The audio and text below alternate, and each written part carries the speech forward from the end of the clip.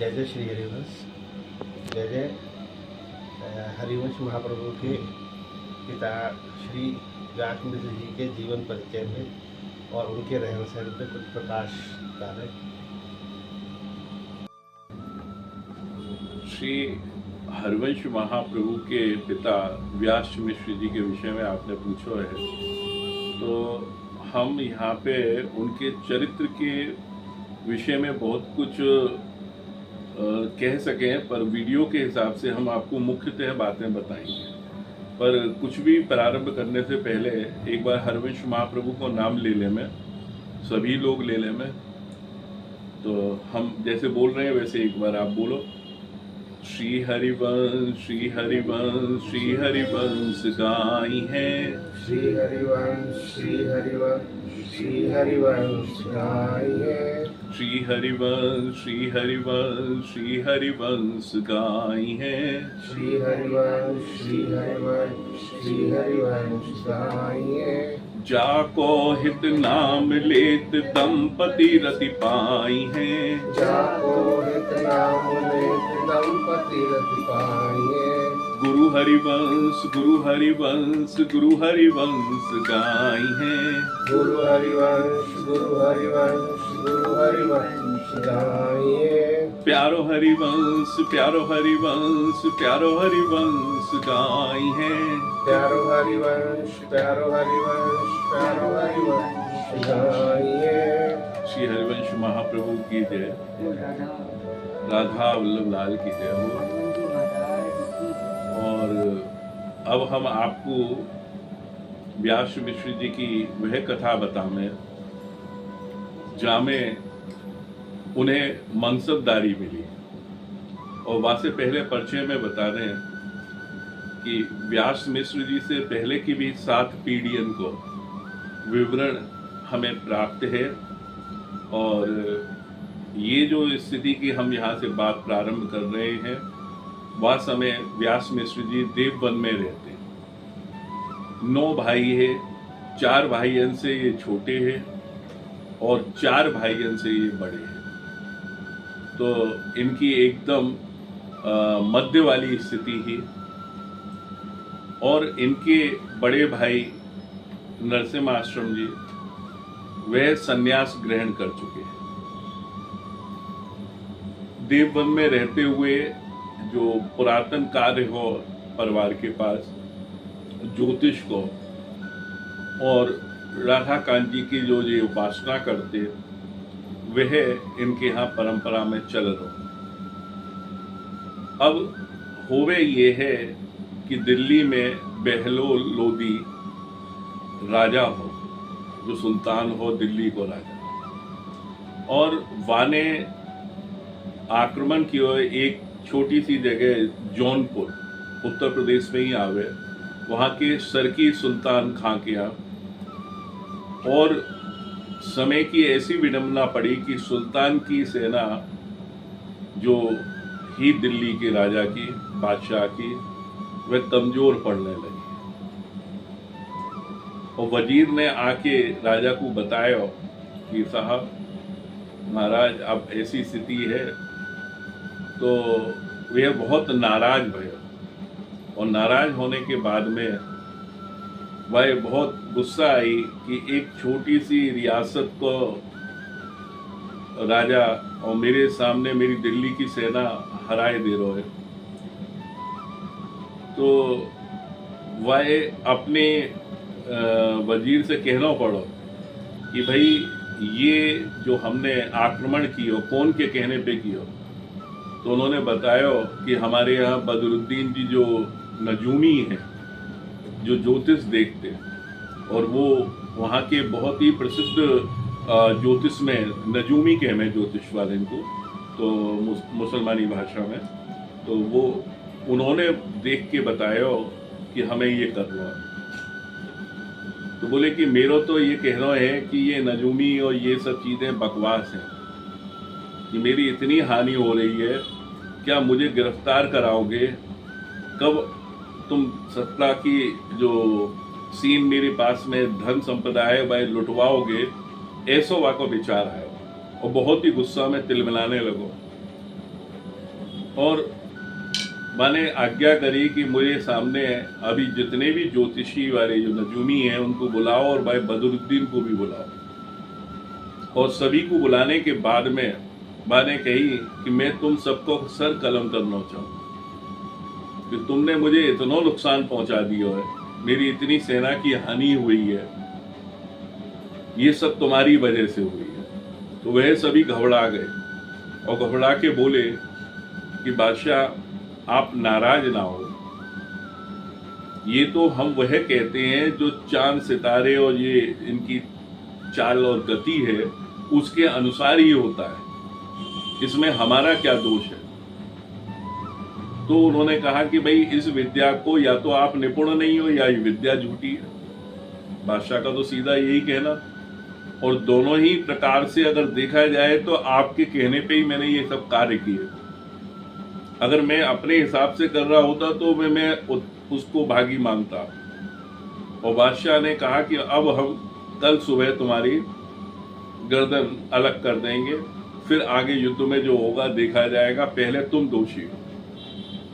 तो बदरुद्दीन जी घबराए और उन्होंने कहा कि साहब आप जो भी करना चाहो, पर वासे पहले हम आपसे कहना चाहेंगे कि अगर आप पे हम पे भरोसा नहीं है तो एक हिंदू, वो काफिर कहते, काफिरों में भी एक नजूमी है ज्योतिषी में।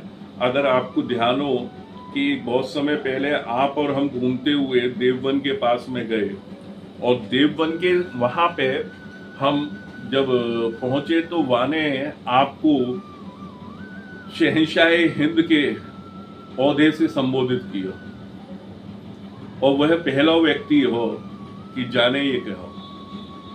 तो बोले कि मुझे तो याद नहीं आ रहा है। बादशाह बोले कि हाँ। उन्हें बोले मुझे ध्यान है, और मैं उस समय बहुत चौंक गया था जब उन्होंने संबोधन किया था। तो हमारा ये मानना है कि आप उनसे भी एक बार विचार ले लो। तो वही समय उनके वजीर ने आगे बढ़ के कहो कि महाराज विचार तो बात की बात है, अभी तो युद्ध चल रहा है, या को क्या किया जाए वह विषय में बताएं। तो बोले तुम वजीर हो, सेनापति हो, ये सब लोग यहाँ पे हैं, ये तुम बताओ मुझे कि क्या करना चाहिए। तो उन्होंने बताया कि अभी हम एक झूठ मूठ को समझौता कर ले रहे हैं, और या चीज को करने के बाद हमें समय मिल जाएगा, और जब हम अपने नजूमी और जो भी हमारी ताकत है वो इकट्ठी करके फिर आएंगे, फिर यहाँ पे आक्रमण करेंगे। तो बादशाह को ये बात बहुत अच्छी लगी और उन्होंने समझौता के लिए पत्र तैयार करने को कह दिया।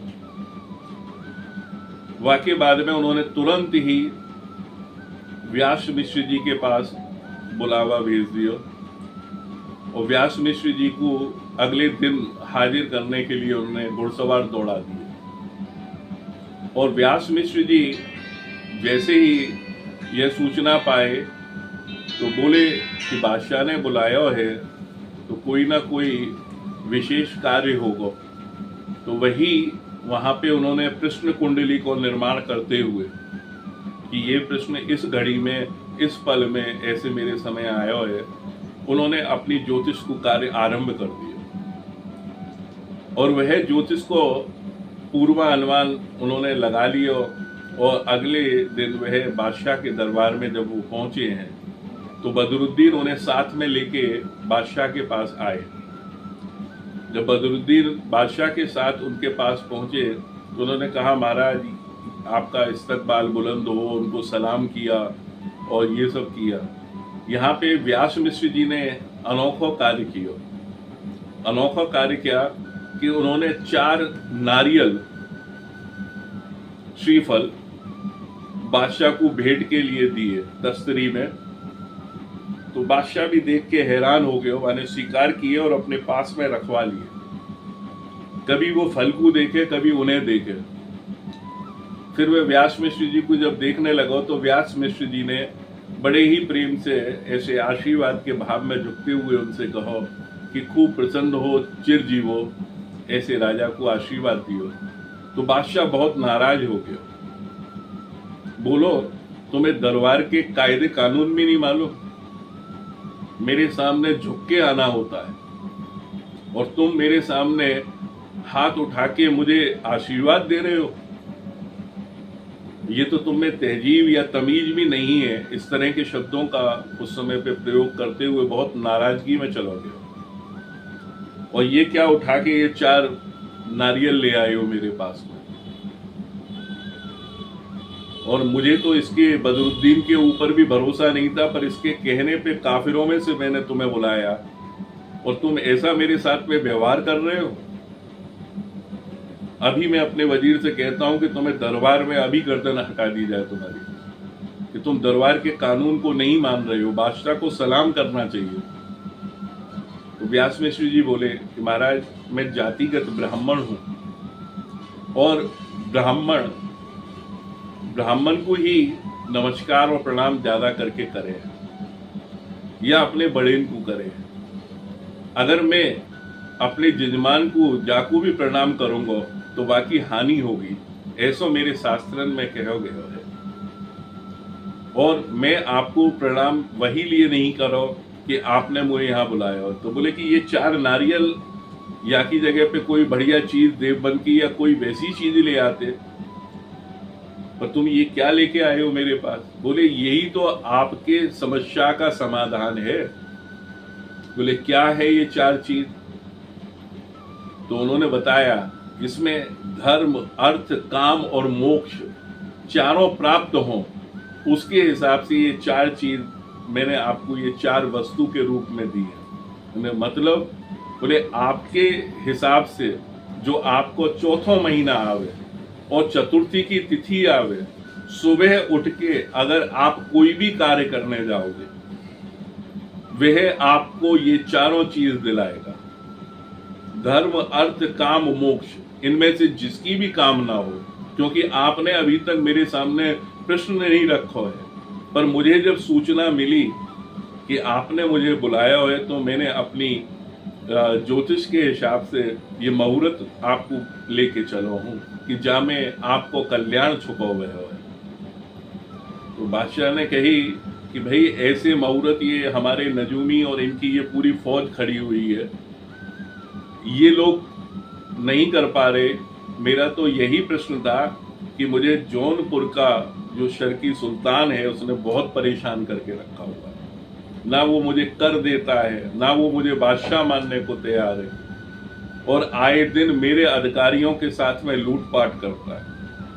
और जब भी मैं उस पर आक्रमण करने जाता हूं मुझे हार का ही सामना करना पड़ता है। और मैंने ये प्रण ले लिया है, मैं इनको मृत्यु दंड देने ही वाला था, पर अब मैं आपको बताता हूं इससे भी बड़ा दंड। अगर मेरा काम नहीं बना तो मैं बदरुद्दीन के साथ आपका, व्यास जी, दोनों का सर कलम में अपने हाथ से करूंगा, ये आप ध्यान रखिए। तो उसी समय व्यास मिश्र जी ने कहा कि अगर काम बन गया तब क्या करोगे बादशाह। तो बादशाह एकदम से चौंक गया और बोला कि आपको अपनी विद्या पे बड़ा गुमान है, आप इस तरह से बात कर रहे हो। बोले नहीं महाराज, ये तो हमारे पैतृक चली आ रही है और मैं तो बचपन से ये चीज कर रहा हूं, तो या लिए मुझे थोड़ा सा भरोसा है या चीज। बोले ठीक है, अगर आपकी बात सत्य हुई तो बदरुद्दीन की जगह पे आप मेरे प्रधान नजूमी होंगे। किसी मुस्लिम सल्तनत में काफिर को इतना दर्जा नहीं मिला होगा, वो दर्जा मैं आपको दूंगा। पर तब से पहले मैं आपसे कहना चाहूंगा कि मैं आपको नजर बंद करके रखूंगा, आपको यहीं रहना पड़ेगा जब तक मैं सफल नहीं हो जाऊं। और अगर मैं युद्ध में मारो भी गया तो मेरे आदमी आपको यहीं सर कलम कर देंगे, वरना मैं अगर बच के आ गया तो मैं अपने हाथ से सर कलम करूंगा। तो इतनी वेदना में वो बादशाह ने ये बात कही तो उन्होंने स्वीकार कर ली। बोले ठीक है, मुझे थोड़ी सी पूजा की व्यवस्था आप करा दी हो। बोले हाँ, आप नजरबंद रहेंगे, दरोगा से कह के शहर के इनकी व्यवस्था कोई भी एक अतिथि भवन में करा दी जाए और उसमें ये दोनों जने ही यहां से जाने नहीं पाए। और अगर कोई गलत सूचना आए तो दरोगा तुम्हारा कार्य है कि तुम ये कार्य करोगे। और वह के बाद में वह युद्ध जीत गए जैसे ही वो समय आया। और जीतने के बाद में बादशाह के यहाँ जैसे होवे करे है, बहुत बड़े बड़े नृत्य को कार्यक्रम रखो गयो और नृत्य वगैरह से वो अपना मनोरंजन करते सभी दरबार में, और बड़ी खुशियां मनाई गई, बादशाह की बड़ी जय जयकार होने लगी।